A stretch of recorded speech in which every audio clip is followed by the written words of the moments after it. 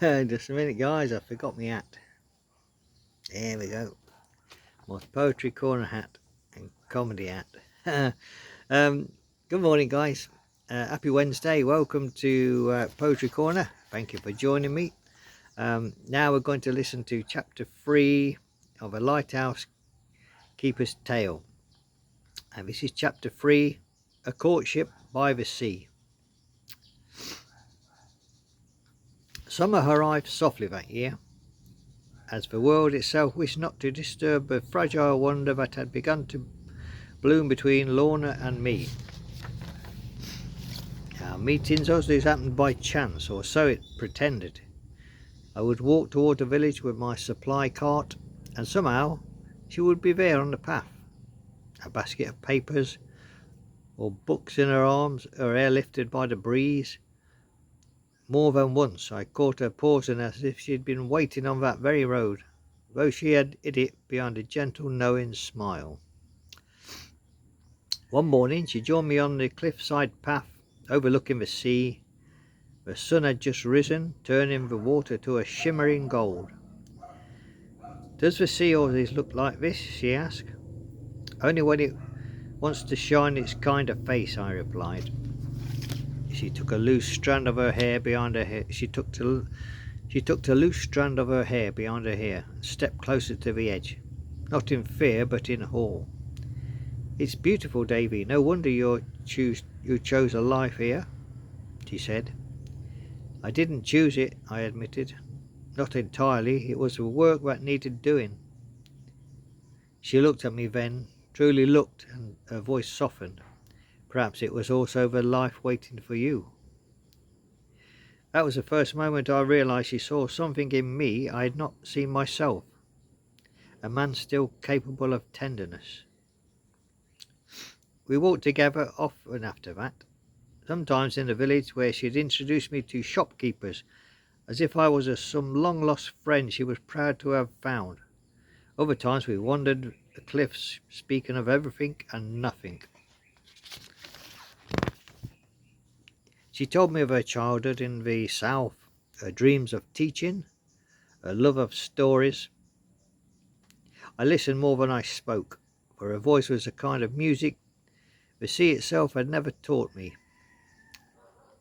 One afternoon we found ourselves on a quiet stretch of the beach, hidden beyond Greycliff.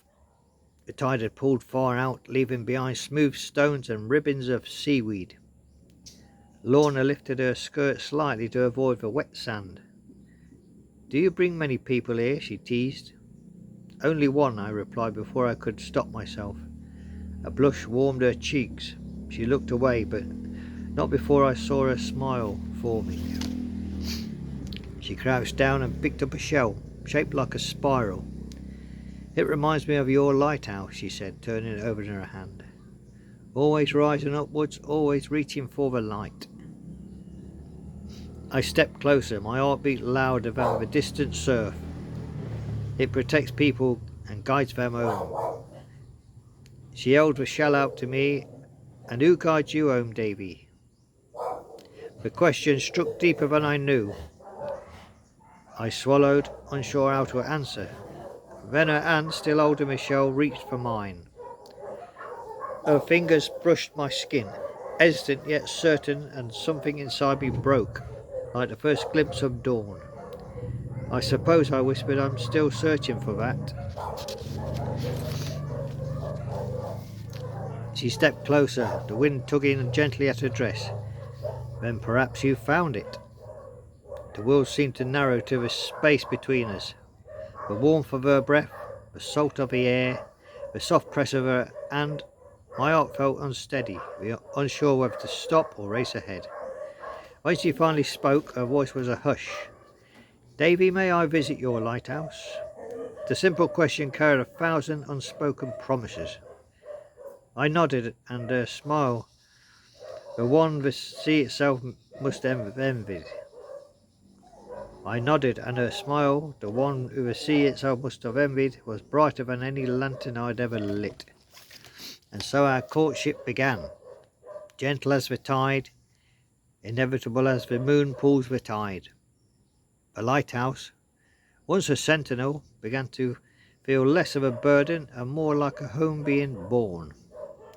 So there you go, guys. That's chapter 3, uh, courtship, guys. A Courtship by the Sea, chapter 3. Join me tomorrow, guys, for chapter 4 of A Lighthouse Keeper's Tale, The Promises Made. But tonight, guys, we're off to Topsy Tickle Town, where the residents of Topsy Tickle are on a quest, and they're going to get the second one, a pocket-sized hurricane, this is called. So join me for Topsy Tickle tonight, and we're going there and we're going to see how they get on with their quest for their 3 silly ingredients. They've got 1, but 2 to go, so let's see how they get on this evening, guys. Until then, have a very lovely day, and hope you're enjoying the new story about Davy Snow, the lighthouse keeper, who's just met an interesting lady called Lorna. They're starting a courtship, so let's see how they get on. It sounds promising, like a rose unfolding gently. So let's see how they get on, guys. Take care, guys, and thank you for joining me in Poetry Corner. Join me this evening then for Topsy Tickle Town, 67, chapter 67, I think.